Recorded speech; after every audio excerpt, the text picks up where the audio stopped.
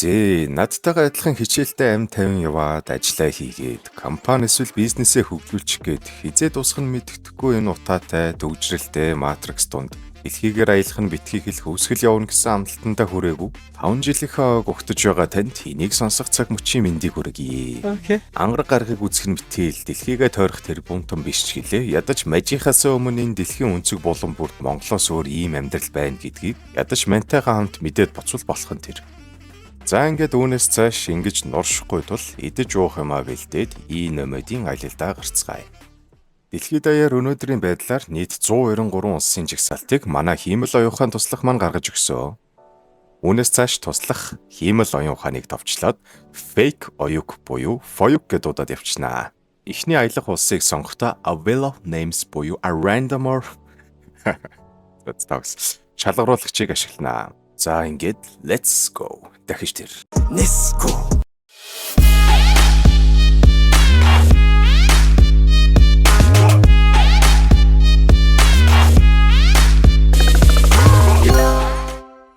За эхний улсаар энэ Люксембург гэдэг улс тодорж байна. Уг нь таад дэлхийн мэс ориглууд яаж дууддгийг харуулчих гэсэн боловч бичлэг нь олдоогүй тул за гүнээгчийн дуудлагыг сонсъё. Luxembourg. За Luxembourg. За ер нь маяглахгүйгээр монголчлол шууд Люксембург гэж явчихнаа. За Люксембург улс нь Google дэлхийгээ сайтал бөмбөрцгийн энэ хавцаа байгаа гаргаж өгч байна. Энэ улс маань Европ төвд хамаардаг бөгөөд хамгийн сүүлд тусгаар тогтнолоо Лондонгийн гэрээгээр 1839 онд баталгаажуулаад эргэн тойронд нь Франц, Герман, Бельги гэдэг эвгүй гаруудаар хил залхаа оршдог болохоор тэрөө төвийг сагсан шигэ бөөрийнхий хариулт өгөөд оршиж буй ус ахнаа. Нийтдээ уртаашаа өргөшөө бараг 670 к хүнтэй энэ жижиг улс маань үндсэн том хот статустай газар нь Luxembourg City бөгөөд үүний араас 3 том тусгал нэрлэгддэг цомхон улс юм баха. Газар нутгийн хэмжээгээр 2.5 км². За энэ нь болохоор Монголын дархнаас 1.2 дахин бага нутаг дэвсгэртэй байх нэ. Үүсэл гарал товч түүхэн аяллыг 1 минутанд баазъя. Неолитийн буюу манай эртний өмнөх 35,000 орчим жилийн тэртээ шинэ чулуун зэвсгийн үед анхны хүмүүс нь Люксембургийн нутаг дэвсгэрт суурьшиж ирснийг нь нотолсон юм байна. За жоохон наашлаад Кельтүүд эхэлнэ. Кельтүүд нь Төв Европоос гаралтай нүүдэлч уугууд байсан бөгөөд манай эртний өмнөх 5 дугаар зууны үед Люксембургийн нутаг дэвсгэрт ирж суурьсан юм байна. Суурийн эргэжил үүссэн гэсэн үг л дээ. За тэгээ болоогүй манай эртний өмнөх 51-ээс 58 дугаар онд Ромын эзэнт гүрэнд булаа эзэлчихнэ хөрх. Ромын эзэнт гүрэн мэдээж задарч унаад одоо л нэг юм өөрийнхөө амьдрыг гэтэл 5 дугаар зуунд буюу Франк. За тухайн үед бол Германы нүүдэлч уугууд Люксембургийн орчмыг захираж хаачнаа. Тэгсэн чинь 963 онд орон нутгийн нэг ноён баян бачка Зигфройд нь Люксембургийн одоогийн нийслэлээр ойролцох Бокийн чулуун цайзыг мөнгөөрөө зодож авсныг нь Люксембургийн гүнт улсыг үнэлсэн гэж үздэг юм байна. Амар наац мөнгөтэй бол улс байгуулна гэдэг шиг. За зовлон дууссангүй дундад зууны үед Люксембург нь хөрш зэрэгэлдэх улсууд болох Бургунди, Испани, Австри, Францын харьяанд орж байснараа байгаад 1839 онтой золгож Лондонгийн гэрээний дагуу Люксембург нь албан ёсоор тусгаар тогтнолоо баталгаажуулснаар автономит байдалтай төвийг сагсан бие даасан улсаар оршиж гинэ. За түүхийн товчлол бол нэг иймэрхүү уйдагаа өгж найдаа. Ямар ч тач манай FOIUG-ийн дүгнэлтээр бол Люксембургийн нутаг дэвсгэр нь Европ твийн төв хэсгийн стратегийн чухал байшлаасаа болж дэлхийн олон эзэнт гүрнүүдийн хүчний нөлөөнд бавуулсараа байгаад эцэст нь нэг юм 19 дугаар зуунд өөрсдийнхөө тусгаар тогтнолыг баталгаажуулсан зовлон үтсэн чавганц гэдэг шиг л төвөгтэй ус байх нэ. За тэгвэл энэ улс руу Монголоос ямар аргачлалаар хэдий хэмжээний зардлаар очих боломжтойг сонирхъё. Нэгт нь нисээд очиход бол шууд нислэг бол байдгүй юм байна. Улаанбаатараас Франкфурт эсвэл Парис руу нисээд нэг талынх нь нислэгийн зардал гэхэд л 4-6 сая орчим болж байна. За тэгээд тэндээсээ дотоодын нислэг эсвэл галт тэргээр Люксембург руу явхад 20-100 евро буюу нэг 70-350 к орчим болдго юм байна. Гэхдээ манийхаа энэ контентыг үзэж аялахад ердөө таны амьдралын 15 минут болон датаал зарцуулагдана. Тийм болохоор 6 сая төгрөг хэмснийхээ төлөө нэг subscribe дараад өгөөрэй гэж. Тийм дээлэм те. За хоёр дахь арга нь бол галт тэргээр явлаа гэж үзэхэд Улаанбаатар, Москва, Берлин, за тэгээд Люксембург гэхэд нийтдээ 3-4 сая орчим зардал болд юм байна. Би хамгийн хэмнэлтээр автобус вагон хослуулад Улаанбаатараас Москвагаас Люксембург гэдэг маршрутаар явхад хамгийн багадаа сая 100-аас 2 сая орчим төгрөгөөр явж очих юм байна. За машинаар бол боломжтой ч бензиний урсгал зардал нь 7 сая давчнаа. Алхаад эсвэл дугуугаар явлаа гэхэд 5-6 сарын зардал нь багадаа 17 сая, ихтэй 30 сая гиндэ баазар байна. Усан онгоцоор явах нь бол Улаанбаатараас эхлээд Владивосток ороод тэндээсээ усан онгоцоор Европ руу очоод нийтдээ 11 сая орчим болдог гин. За тэгэд мөнгөтэй бол нисээд оч, мөнгөгүй бол алхаад яв. Ийм л сонголттой юм байна. Өнөөдрийн дугаарын ирээдүйд ивент итгэх байгууллага маань дураараа нац. Joy Me Ziggy-Man маань хамтарч ажиллаж байна. Аялах боломжийг хүмүүст Joy Me Ziggy-Man. За хуруу хумсаа углан байж цуглуулсан мөнгөөрөө агентаар дамжуулж очих аялах бол Expedia, Booking.com, TUI Group агентуудыг манай Foyuk маань санал болгож байна. Дэлгэрэнгүй нь та өөрсдөө вебсайтуудаар н ороод харна үзье. Би л судлах гэж лайлаа. Монголоос бол шууд Люксембург руу аялын 100 чигант байхгүй юм шиг байна. Байдаг бол та хэд комент хэсэгт санал болгоорой. За мөлхөө чамаагүй очсон гэж бодъё. Ер нь энэ улсад ганцхан л олон улсын нисэх буудал байдаг юм байна. Жуулчд нь энэ нисгтэр буугаад цаашлах бөгөөд гадаад паспортоо үзүүлээд SIM карт, утасны дугаар авахд дунджаар нэг 15-аас 15 евро.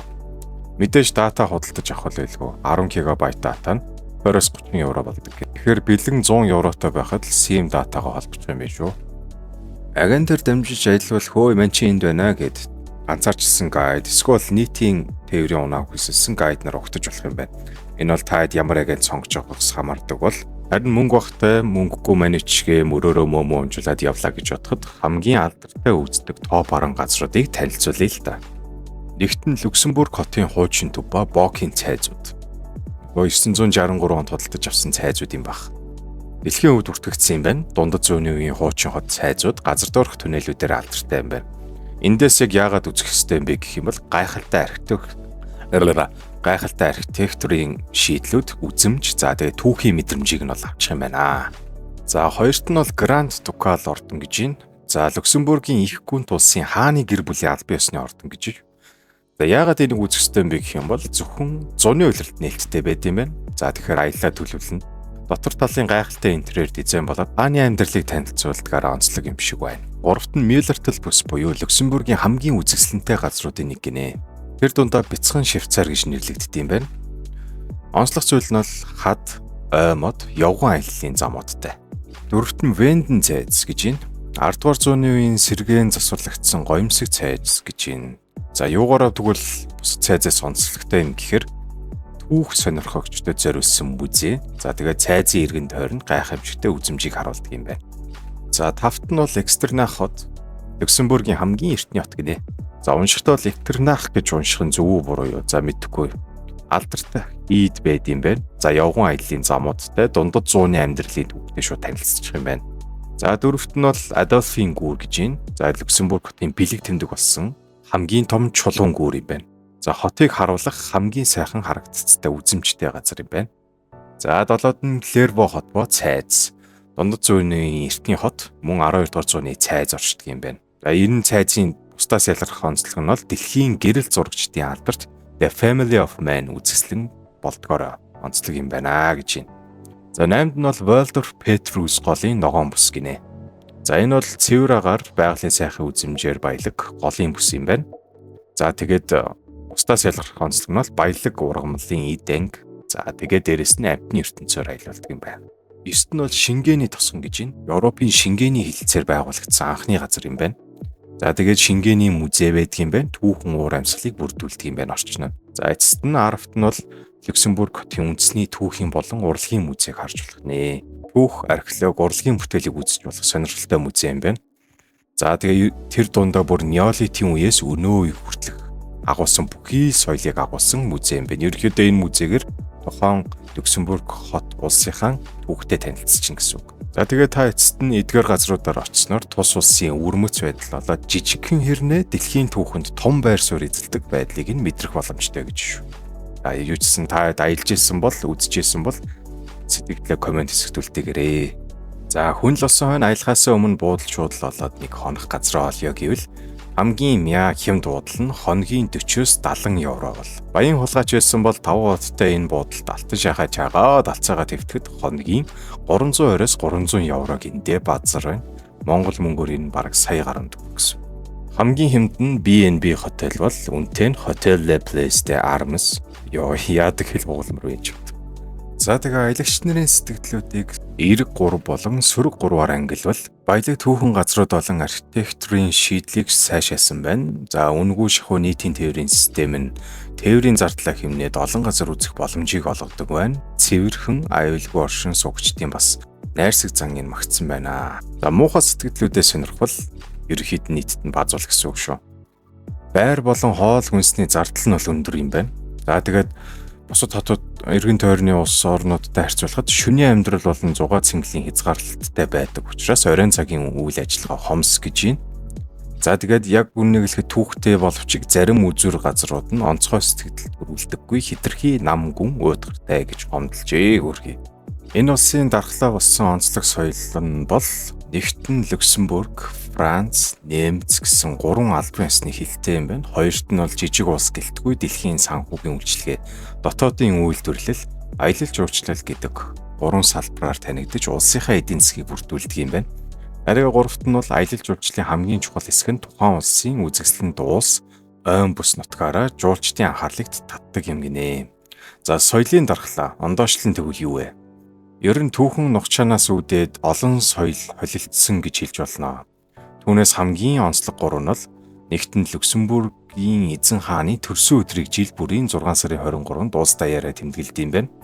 За энэ маш уншихад хэцүү нэг Echternach Hopping Procession гэдэг за энэ дэлхийд бүртгэгдсэн юр бусын ёслол бөгөөд дуулж бүжгэлдэг үйл ажиллагаа юм гэж байгаа юм. За тэгээд гуравт нь бол Schachbörfer буюу Европын хамгийн том аж үйлдвэрийн яармаг энэ улсад зохион байгуулагддаг юм байна. Тэгээ энэ яармагт нь бол жуулчид ихээхэн очиж сонирхдаг юм байна. Соёлын зайлшгүй нэг хэсэг бол хувцас болон хоол байдаг. Үндэсний эрэгтэй эмэгтэй хувцас нь ийм бол энгийн амьдралдаа яг л энгийн хувцаслаад аж төрдөг байх нэ бид нар шиг. За үндэснийх нь алдартай 6 хоол байдаг нь үнэхээр уншихад хэцүү. Та хэдэд зүгээр нэрсийг нь зурагтай нь харуулад явчихна. Нэгт нь бол ийм ногооны шүл юм шиг байгаа юм. Хоёрт нь ийм үхрийн махтай шүлүү хуургуу ямартайч талхтай хольж иддэг гэсэн. Гуравт нь бол ийм шарсан загас гараараа барьж иддэг. Дөрөвт нь бол утсан гахаа мах гэж байгаа юм. Тавт нь бол ийм шаржигнсан төмөстэй бим гэж байгаа юм. За тэгээд 6-т нь одоо десерт буюу жимсээр хийсэн таарт. Энэ 6 уламжлалт хоолыг бол аялагтай заавал амталж амсаж үзэх хэрэгтэй гэж байгаамаа. За энэ усаас бол яг дэлхийд танигдаад бут нэргсэн суперстар од бол байхгүй. Хамгийн олон танигдсан гэхэд 3 улс төрч, 1 дугуйны спортын тамирчин, тэгээд улсдаа танигдсан эмэгтэй жүжигчин харуулсан байдیں۔ Энэ улс нь тэгвэл дэлхийд юугаараа танигдсан бэ? Нэгт нь бол дэлхийн хамгийн том санхүүгийн төвүүдийн нэг гэж байгаа юм. Хоёрт нь бол дотоодын нийт бүтээгдэхүүн болоод амьдралын чанарын түвшин нь өндөр гэдгээр алдартай. Гуравт нь 3 үндсэн хэлтэй гэдэг нь тухайн улсын онцлог байгаа. За тэгээд дөрөвт нь бол Европын холбооны албан ёсны гишүүн улс гэж байгаа. Тавт нь бол эртний цайз ЮНЕСКОгийн дэлхийн өвдөгдсөн түүхэн байгууламжуудаараа алдартай. Тэгээд эцэст нь бол цагаан усан үзмийн үйлдвэрлэлээрээ алдартай гэж байгаамаа. Ийм зүйлсүүдээр дэлхийд танигдсан бол аялагч нар бид нар юунаас болгоомжилж сэргийлэх ёстой вэ? Ерөнхийдөө бол аюулгүй улсуудын нэгт тооцогддог болохоор харьцангуй гайвууч анхаарах ёстой 4 жагсаалтыг нь харъя. Нэгт нь бол машинаар аялж байгаа бол замын хөдөлгөөний дүрмийг нь сайн судлах хэрэгтэй. Хоёрт нь бол заримдаа хурд тундас их ордог. За хүйтэн өвлөө үйлрэлт бол мөндөр орохт бол цаг агаарын гинтийн өөрчлөлт бас бэлэн байх ёстой байна. Гуравт нь мэдээжийн жижиг сажиг хулгай хэрэг бол гарч болдог. За эцэст нь нийтийн тээврийн систем нь үнгүүч зарим хэсгээрээ үнэтэй байж болох тул өндөр төлбөр төлөх эрсдэлтэй байдаг гин. Тэгвэл улс төрийн яг ямар засаглалтай улс юм бэ?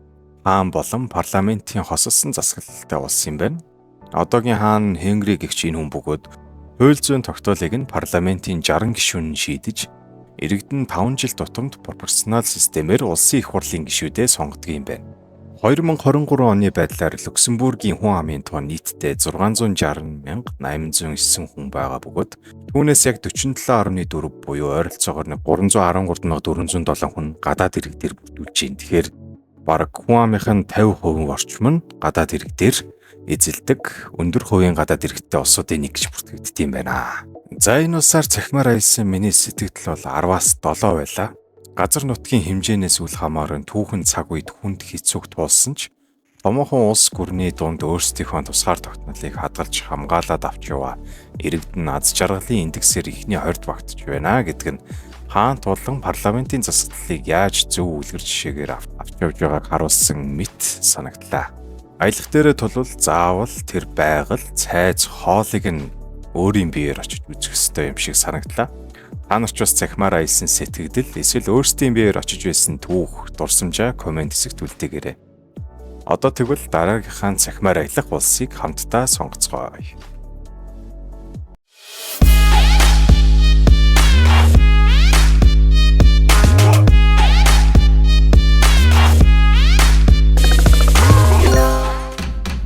За, Танзания гэдэг нөгөө Симба мемба гараад байдаг Африкийн улс байна уу юу? Нуацуня, цуави, сибава гэж мэнэл. За тэгээд бүгдээрээ хамт Танзания улсаар аялах нэ. Дараагийн цахим аяллаар уулзцгаая.